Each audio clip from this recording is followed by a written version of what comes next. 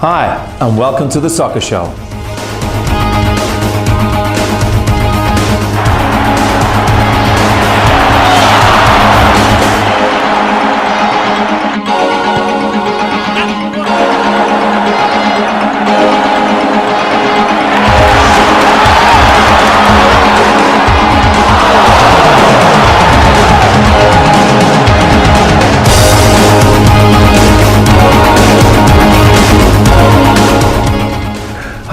And welcome to the show. Our guest this week is the Bunbury Forum Force coach, Matt Holland. We will be discussing with Matt plans for the Bunbury Forum Force, how the season is going, and what plans they do have in the future, even regarding the stadium and the NPL. Now, let's get first things first. Australian, these guys are a goal-scoring machine. They have scored 17 goals in the last 3 games and conceded none. The question is, can anybody put a challenge towards this team? Like Mourinho said when he played Barcelona, when he was coaching Inter Milan, all they got to do is part the coach at the front of the goals and let's see if anybody can score. But what a great team, what a great record at the moment. And like I said, catch me if you can. Regarding another big game that we had on the weekend was Bunbury United versus Dynamos. Like Alan Armstrong said, it was the Classico of the Southwest, with Bunbury Dynamos coming on top with 2-0 results at the end of the game. And what a fantastic goal from Manny to get the game rolling with a free kick from 30 meters out. Another great game over the weekend was definitely Diallop versus Hay Park. Hay Park was on a mission this week to get back in contention, but can only draw 1-1. Again, what's happening with Diallop? Are they slipping away? And again, next week is the big clash of the round with Australian versus Diallop. Can Daniel Eaton stop Maguire scoring all those goals with those fancy pink boots? We shall see. Watch this space. The ladies division, again, is building up to be a cracking one, with Bustleton back on top at the moment. Can Hay Park and Dynamos catch up to them? Again, that'll be another cracking game next weekend with Hay Park hosting the Dynamos team. But let's look at the Championship main division. We had a poll last week saying, does Margaret River belong to this division? 99% of you said no, they do not belong to that division. The question I'm going to ask you is this: how come they don't belong to that division, but then they travel to Blackwood and lose 5-1? Who's right? Who's wrong? I don't know. You decide. You let us know. But before we move on to that interview with Matt Holland, I just want to let you guys know that we do have a senior license course on the dates of the 6th of July and the 13th of July. Now, these courses are free of charge and they run from 9 to 5 o'clock in the afternoon. If you are interested, please let your club members know and then speak to Debbie Farrell, who's the administrator for the Southwest. So like I said, we'll be back shortly after the break with that interview with Matt Holland.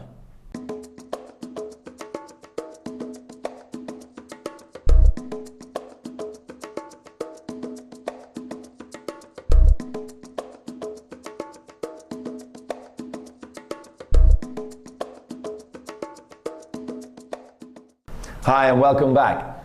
Our guest this week is the head coach for the Bunbury Forum Force State League team, Matt Holland. Matt, welcome to the show. Oh yeah. Now Matt, just before we get in and ask you some questions, just give us a bit of a brief history regarding your football background, where you're from, etc, etc. Okay, Tony, I've been really fortunate. I grew up in the Valleys in South Wales, about an hour from Cardiff. I left school at 15, I played state football, or soccer rather, sorry. I was at Swansea City as a kid, now in the Premier League, although they weren't in the Premier League at that time. How old were you when you joined Swansea? I joined Swansea, my first stint was at 13. Yeah. I was there for 18 months, and then my second stint I went back at 17 for a couple of months, and unfortunately I didn't get signed. But during that time, I went and played semi-professional in the Welsh Premier League with the New Saints. And I was fortunate enough during that time we qualified for the Champions League, and we drew Liverpool. So I was in the European squad. I didn't get any minutes, unfortunately, being a young lad, but it was a great experience, just warming up. And you've got Gerrard and Torres at the time. What year was that? That was in 2004, 2005. Is that when they won it, Liverpool? That's... Or the year previous year? I can't remember, you'd have to check the because stats. I know they won it in 2005. Yeah. So, and then from there, I returned home, I started work local leisure centre, began coaching my local team just like the Dynamos or Bunbury United, and within 3 to 4 months of that, I got employed by Cardiff City Football Club within the community department, and it was from there really that I kicked on. I took my UEFA B licence age 20, I was one of the youngest to take that, and in 2011 I was chosen by Cardiff's new Malaysian owner, Tan Sri Vincent Tan, to head up a programme in Malaysia. And while I was there with Kevin Cooper, an ex-Premier League footballer at Wolves, Sunderland, Cardiff City, I was appointed as the head coach of the junior national team under 14 for the Southeast Asian Championship. So positive, a good experience. And just before I finished in Malaysia then, I actually spent 2 weeks with the senior national team during the visits of Arsenal and Manchester City. And I was very, very lucky to be asked to do the opposition report on Manchester City for the national team. Oh, excellent. Now, you mentioned that you travelled abroad, and did you enjoy Malaysia? Oh, I loved it, yeah. The culture of the way the country is, obviously they're very religious, being a Muslim community. There's a lot of Chinese there as well, which follow Buddhist religion, so, and the Indians, which are Hindu. So, I mean, there you've got 3 variations of religion where it's, I don't think rife is the right word, but it's more of, it's an interesting environment to be in. But I certainly learned a lot there about life, not just about the game. Perfect. Now, like you said, you were in Wales, you moved to Thailand, to Malaysia, sorry, and now you're in the southwest of WA. How did you make that move? Before leaving Malaysia, I actually spent some time in the US. I went to the US for 2 months. I was coaching there, which was again interesting, learning about the game. And I had a contact in WA who'd offered me a position to come to WA, so I took the opportunity. I'm completing my A licence with the FFA in July this year. So I came across, and then he wanted me to take over the role, so to speak, of the Regional Development Officer within the Southwest for Football Federation Southwest. And you mentioned that you have your UEFA B licence, is that correct? And now you're going for your A licence? Yeah. Just for a lot of coaches who are out there that don't know what that means to have a UEFA B licence, what can you coach with that type of licence, basically? Could you coach Perth Glory with that yes. licence? I'm very fortunate that on my course, John Cosmina, I'm very friendly with him, who's recently, or the last few months, left Adelaide. So in order, if you get your A licence, you're eligible to then coach at A-League level, or anywhere within Asia. John Cosmina actually, for a specific part of Adelaide's Asian Champions League campaign, he was named as the assistant because he didn't have his A licence. Yes. So that would allow you then to be able to coach that level. Obviously getting the opportunity is another story, but you are eligible to coach and apply for positions at that level. Okay, well you can see you definitely got a football brain there, to be honest, Matt, but if somebody wanted to, you have ambition, let's be honest, correct? So you've done your UEFA B, you're going for your A licence. If you wanted to coach a Premier League team, let's say for example, what type of licence do you need for that one? Obviously in England, it's an interesting one. You need your pro licence, and within the pro licence you can apply for it. The financial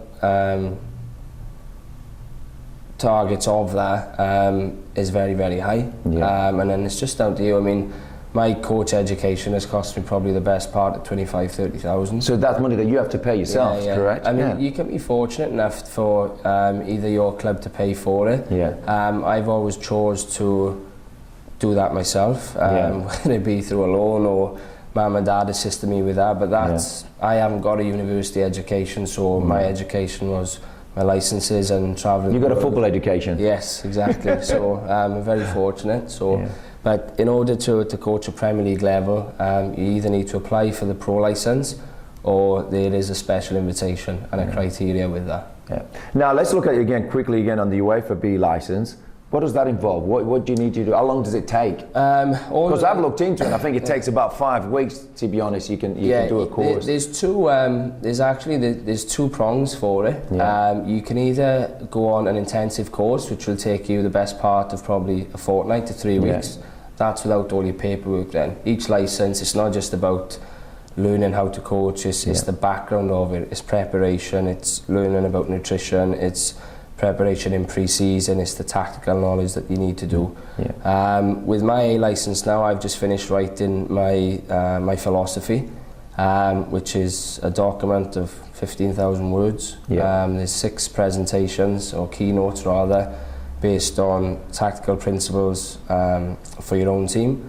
Tactical principles, versing 4 or 5 other formations, your set pieces, the environment, what's expected of your players. So, I mean, what the A license will do for me this year is that will actually give me a platform that if I was to go or move back into the pro game at senior level, I'm then able to say to the chairman or president or the board, this is the way I work, this is where I will take the club, and this is what I want to do. With the B license, in more detail to your question, Tony, is that you haven't got to go to that extent. It's more about learning the tactical elements of the game and how to coach the tactical situations that you may come up against, usually for just your own team. So building to attacking through wide areas, etc. But if any of the coach down here in the Southwest would like to do the B license, where can they? Well, Football West obviously are the state federation, and you've got 2 pathways. So you've got a community courses, and you've got the advanced pathway. I actually, within my day job within the Football Federation Southwest, I'll be able to deliver all the community courses, which is from grassroots, your junior license, your youth license, and your senior license. The advanced pathway moves to your C license, and they are all run at Perth, in and around Football West. So we can actually put it on the soccer show at the end of it, get some details if anybody's interested in going down that road and becoming a UEFA B license coach, then we can do that. That'll be great.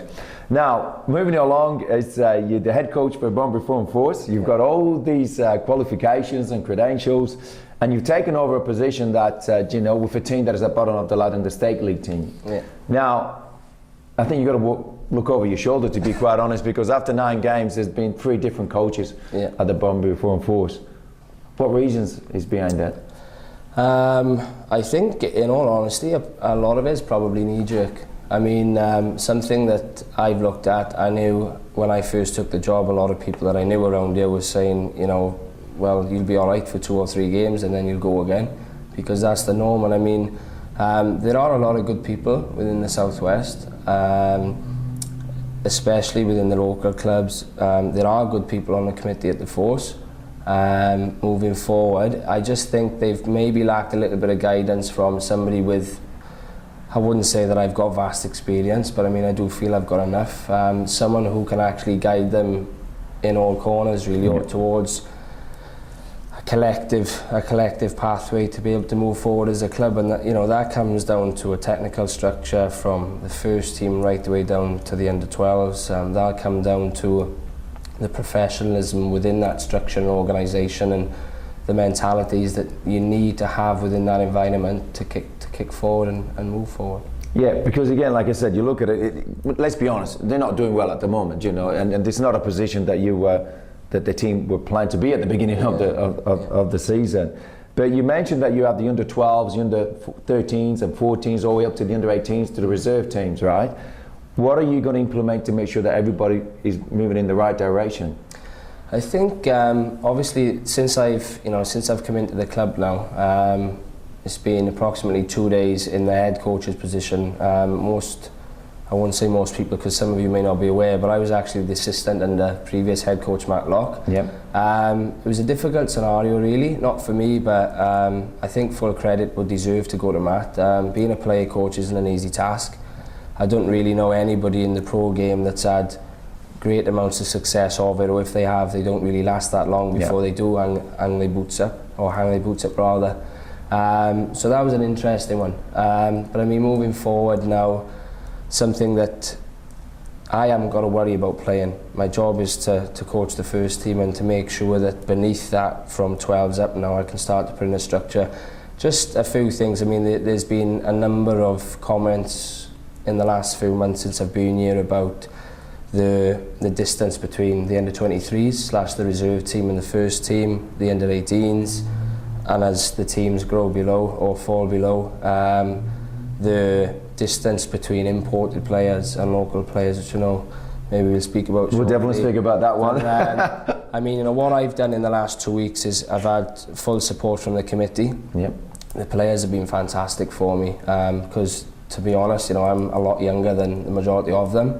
They've been very supportive and they're respectful to me, which is what we need, is what I need, in order to hopefully achieve success. But what I've done, for example, last Saturday against Inglewood, is that 2 of the players from the under-18s trained with us all week. Yep. One then sat on the bench with the under-23s and one sat on the bench with the first team. So I mean, that's a small step, but it's more of a step than was made before.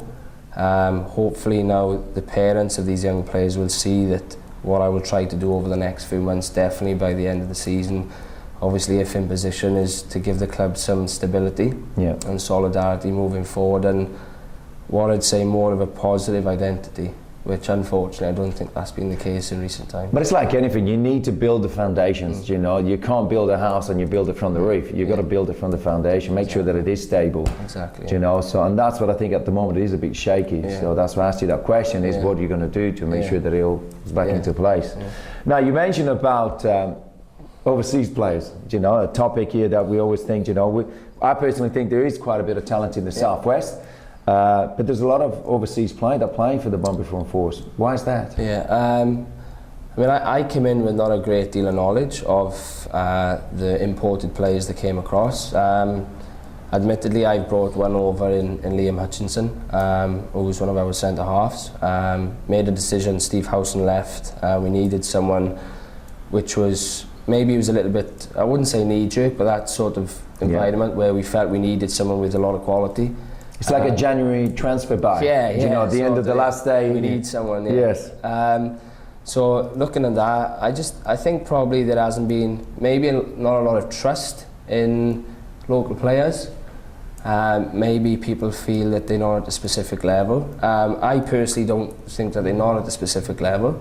I just feel that the whole region needs more structure and stability. We need a pathway, you know, in my day job, as I previously said with the Federation, you know, we need to put a pathway in place that will link local clubs and grassroots clubs through to the Force, which realistically is the highest platform.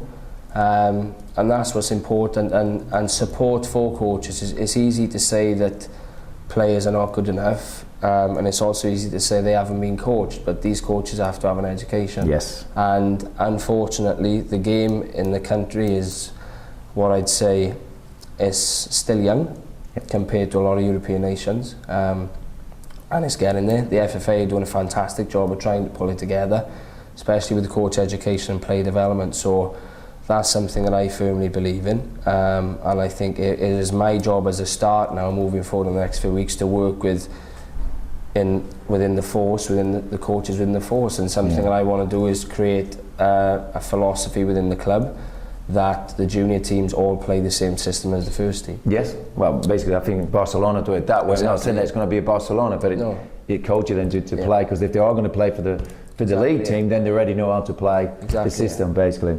Now, looking again at the club, now we're looking at next year. The NPL will be in WA, if I'm not wrong. Yep. What are the plans there for the Force? What are they going to do? Well, obviously there was a committee meeting last month. I know the NPL criteria and the application has been mentioned within certain circles. Personally, I know I've had a very good relationship in recent times with Albert Nascimento, the club president, and the club will be applying for the NPL because I think the region needs it. With the Bunbury Foreign Force playing in the State Premier is the highest level at the moment people can play, and that's what's important for the region, not just the Force, but the clubs that are very supportive beneath. Yes. In at local level. It's important for the players, but there is criteria that needs to be hit with the NPL application. Well, it is, because we're looking at there's mention here now that the Force probably building a stadium at the Soccer. They might be ready in 2014. Is that correct? Yeah, I mean, nothing's concrete on that. I know the plans have been drawn up. They're with the designers. Some information has been passed and signed off, and I received some information from both Albert Nascimento and Margaret Newton, who are very supportive of the club, that it's likely to go ahead in April, but that again needs to be T's crossed and I's dotted. Yeah. Now, with yourself again, one of your, so we said, jobs that you'll be doing on a Sunday is probably going out there and spotting the talent for the Sunday League teams. But again, there's a bit of a controversy at the moment regarding dual registration. A lot of people want to know, it's been 2 or 3 times this year that it's been changed. Sometimes you can play, some players can't play for other teams. What's happening there? What's going on? I mean, in answer to the first part of your question, I mean, I'll go out and watch the games. I haven't watched all the games. I'll be honest, I've had invite mostly from 1 or 2 coaches. Are you going to come down and watch it? And I'll go and watch it because it's more relaxed. It's Sunday, it's my day off anyway. And I'm interested to see what is around there. It's still early days in my position, so it'll take time to really look a little bit further at the local league and giving players an opportunity. But moving into next year, that's probably going to be something that will be a little bit more concrete. Once I get the structure and organisation start and stability of the club in itself. There has been changes with the rules and dual registrations. It's been changed recently, last week. Is that the final change? As far as I'm aware, do you know, yeah. Like I said, as far as I'm aware, yeah. I mean, I had a discussion with the president, with Albert, and to be fair to Albert, he gets a lot of calls, a lot of emails that realistically are not needed. He doesn't need to be dealing with the pettiness that some of the emails that he gets sent. So, he called me up and he said, "What are your thoughts?" As much as he supports me, I've also got to support those at the club, and I'll give my opinion as best as I can with the knowledge that I've got.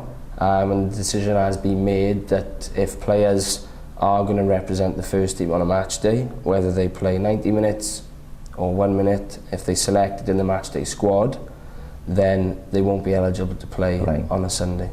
How do the players take that? I mean, what do they say? Do they have any saying in it? Listen, I'm a people's person. I've only got to where I have got, and I've got the contacts that I've got in the pro game because people have given me the time to talk and for them to hear me. So I try and adopt that policy as much as I can. So I've asked the players. I actually instructed the players on what the decision was. I left it open to opinion, and I want to hear their thoughts. I had 2 calls with 2 of my players on Friday night before the game. I explained that they'd be on the bench, the role they could possibly play on the Saturday, and they needed to make a decision. I give them the freedom of being selected this weekend, missing the local Sunday game this weekend, but if they needed this week to be able to have a good think about what they wanted to do, then I was open-minded to that. Some are obviously going to be unhappy, because they've grown up in that environment. They've grown up playing with their local clubs, and some parts of that, it means everything to them. I know it means an awful lot to the Southwest Soccer Public, which I appreciate, and I can understand why they feel that way. Speaking from my experience, what these players will need to make a decision on is where they want to go. Where they want to go, not just in soccer but in life. I mean, if they're happy to stay in the Southwest in Bunbury for the remainder of their time, without being too morbid, I mean, that's up to them. But for me as the head coach now, I want players that want to make a name, not just for the club, but for themselves. I mean, I've got ambition to be able to move on in my career, and I'm not going to be here for 3, 5, 10 years because of where I want to go. Where you want to go. I'd like the players to feel the same way, So, unfortunately, if a player plays extremely well for the Bunbury Forum Force at this moment in time, we are in a little bit of a rut down the bottom end of the table. If one of the top clubs who are competing at the top end for the championship decide they like a player, then I'll support a player because it's their career development. It's personal. As much as it's got to be about the club as well, and a unit and a collective unit as a region, people should be allowed to have opportunity. Yeah. And if that comes along, then I will support it. I'd be disappointed to lose players. Yeah. But I will support decisions that they make. So, I mean, there's a few that do fall into that bracket with the local scene on a Sunday. And obviously under this new ruling now, then they've got a decision to make, and I'll appreciate the decision either way.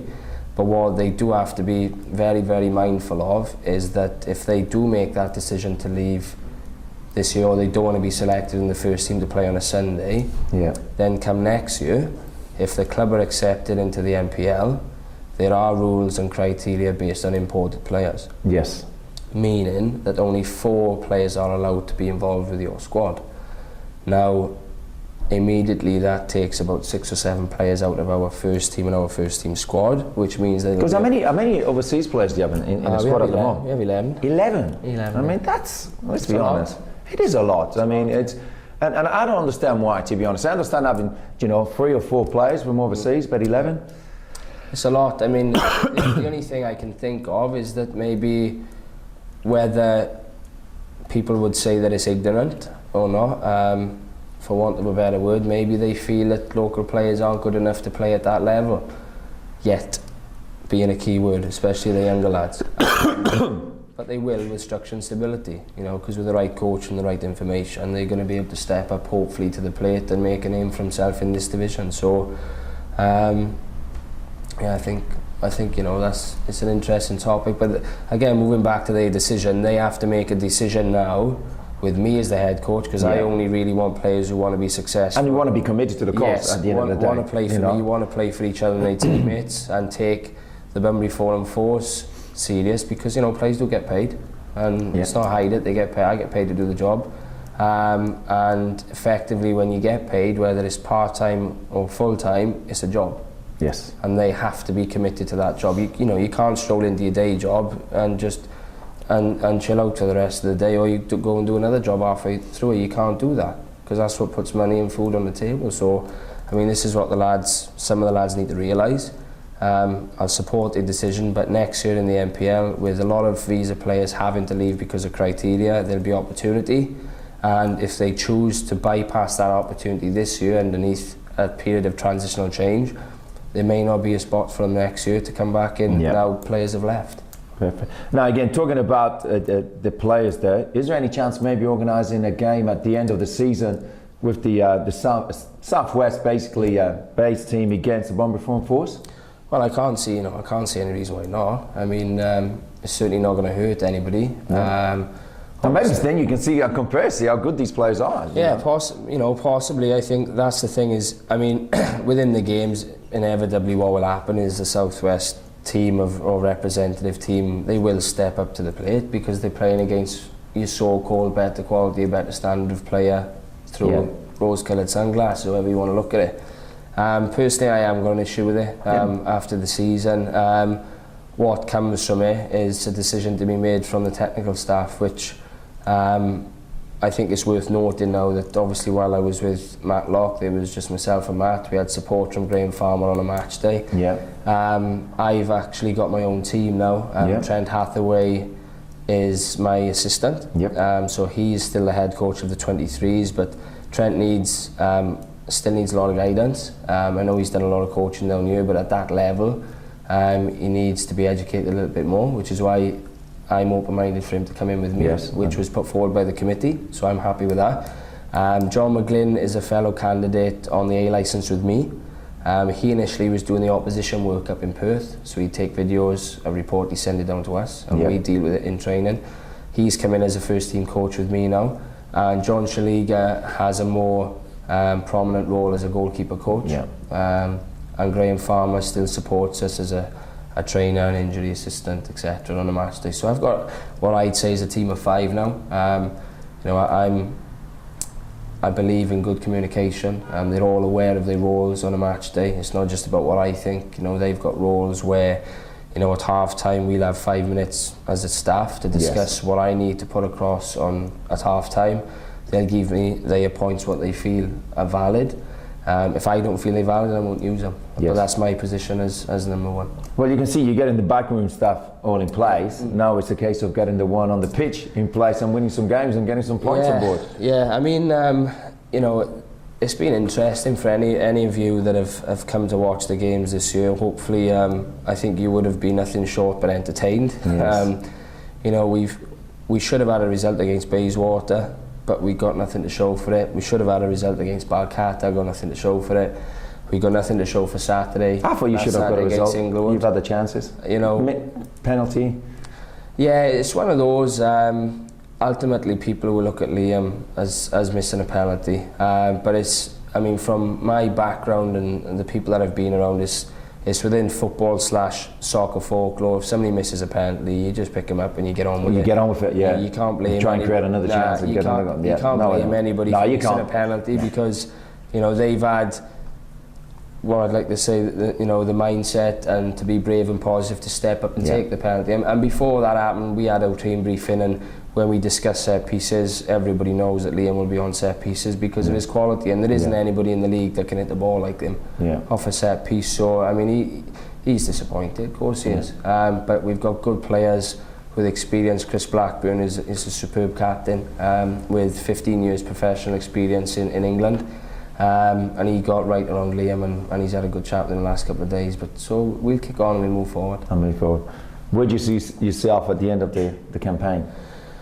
Well, obviously at the minute we've got 5 points from 9. Looking at the remaining games, we've got 13. We are definitely on the right track. There's still going to be a little bit of change and transition as a structure. Yeah.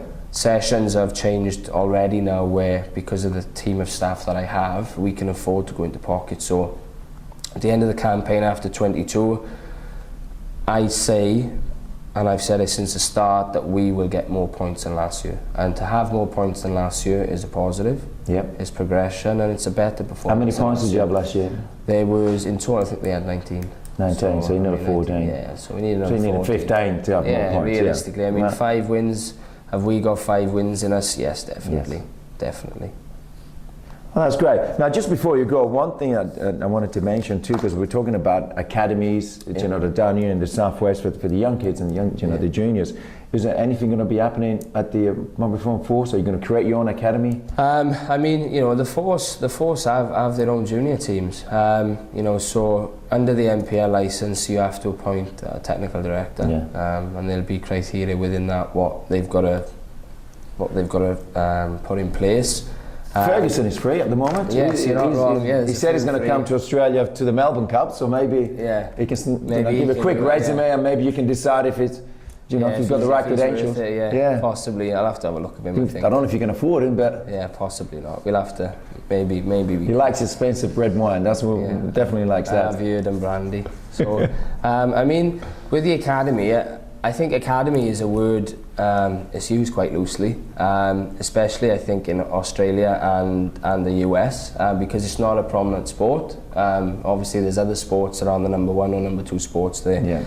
Academy back home in England, you've got to pass so much criteria. You can't be called an academy unless you're affiliated to a professional club.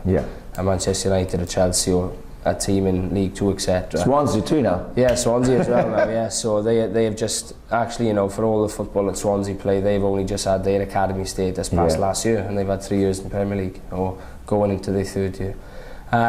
So what I will do for this club is I will put a structure and that solidarity within the junior teams. Effectively, that is what the Force Academy is, you know, because players who need to go to the Force or play at that, the better players do need to play at state prem level.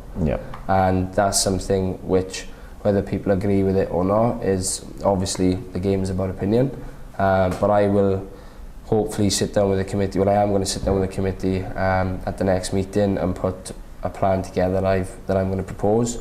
Hopefully it'll get passed, and then we will see a little bit more of a structure. So the future's looking brighter. Yeah, let's be honest. You know, you've got a lot of plans in place. I can clearly see that. Talking of plans, Saturday, you guys playing? We have got Coburn at home. Also another home game. Yeah, we've got another home game. We've got Coburn. So we're going to let people know it's a 3 o'clock kickoff. Yeah, at Payne Park. Got to come and support you. We're there last Saturday, so we'll definitely come and see you again. Goldfish and everybody. Where are they in the position? They've done okay. They've just recently changed their coach because Scott Miller has been appointed as part of the Perth Glory staff. Okay. He's within the youth team. So Mark Anthony has been appointed as the Coburn coach. That's a big name, Mark Anthony, isn't it? It's like got the Romans coming through. Yeah, you're not wrong. It's going to be a big game there. So, it's going to be a battle. So unfortunately, I haven't met Mark yet. He's a fellow Celt, being a Scotsman. So I'm sure we'll have an interesting conversation on the sideline. I mean, I'm positive going into the game. The lads are very positive every week. You'd expect us to, after 9 games with 5 points on the board, to be worried, concerned, but they are extremely confident every week. They back themselves. You know, I've got friends in Perth that have watched the games, or they watch the highlights, they see the reports, and you know, we are extremely close to turning. We should have won on Saturday. You should have won. I was at the game. You had the chances. You did have the chances. You know, so if we win, if and it's all ifs and buts, but if we had won Saturday, you know, you put 3 goals up against Inglewood with, you know, the highly commendable Graham Norman done in charge, then people will sit up and take note. So we are very, very close. We need a little bit of lady luck, which I've spoke to the squad about. You know, in some games we haven't worked as hard, and if you don't do it consistently, you're not going to get lady luck smiling on you. So they're aware of that. We'll knuckle down this week, Tuesday and Thursday. We'll prepare right to move forward. Again, if you're right, the activities are right, it will pay off at the end of the day. You know, that's why you got to look at it. Who's the penalty taker? If there's a penalty on Saturday? Liam Hutchinson. He's going to take it again. And last question, Lockie. What's happening with him? Is he coming back? Is he suspended? What's going on there? I spent some time with him Saturday evening. Yeah, because I know he's away in Bali, I think. He's home now. He went away to Bali for a week. I actually, you know, we've built up a very good relationship on a personal level, as much as working within the club before he decided to leave. He's got limited time left on his visa. So is he going to be in the squad? Is he still in your plans? No. He's left the club. He's left the club. He's left the club. Yeah, he won't be involved. Yeah, because a lot of people don't know that. I mean, this is the first I've heard of it too. To be honest. No, he won't be in the squad. He's left the club. He's been through quite a bit. So I actually left him alone for a week or so, and I said, listen, I'll speak to you when you're ready, because inevitably we would have ended up talking about the game and of course, and the club. So, and he doesn't need that. He needs a break from me. And especially left with a red card, you know. I mean, it's one of those things. He's made a decision that you know he's left. So that's the way the game is, you know. And he's now going to move on to his own wishes, his own ambitions, his own career moves, and the club are going to do the same. And I think that's something that needs to change probably down here, is that people tend to hang on a little bit. To things, you know. I've had. He's a great guy, Matt. You know, we've had him on the show. Very good guy. Yeah, he's a lot of time for him. He's very sophisticated. He's very knowledgeable, and I'm sure he's going to do really. And he's passionate about the game, and that's what you need. You need people to be passionate. You know. Yeah, exactly. Yeah. That's great. All right, Matt. Well, thank you for coming in today. No worries. To the rest of the people, again, we want to say, you know, the Bomber Reform Force are playing at 3 o'clock on Saturday at Payne Park. Yes. All the best. And we'll be back after this short break. See you in a sec.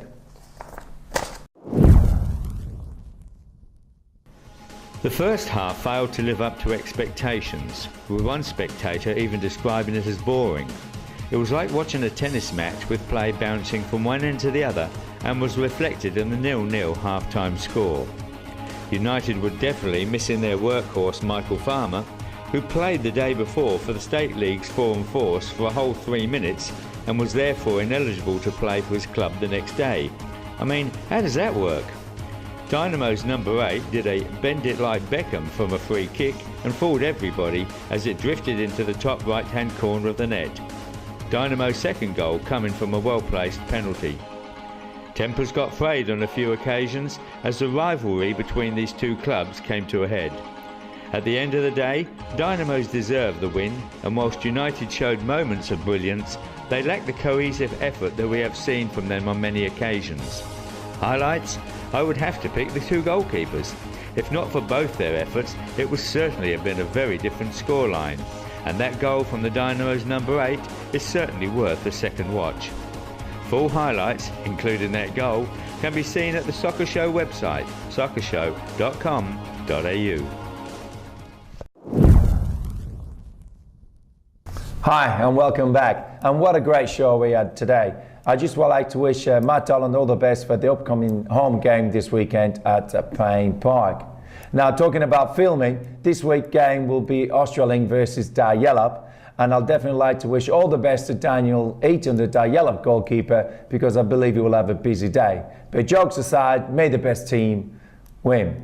Now, as you know, around the world, we have the World Cup, we have the European Championship, we have the South American Cup, we have the Champions League, the Europa League, the FA Cup, La Liga Cup, you name it. But guess what? We have the Southwest coming up now. And we have the draw live here on Monday at 6 p.m.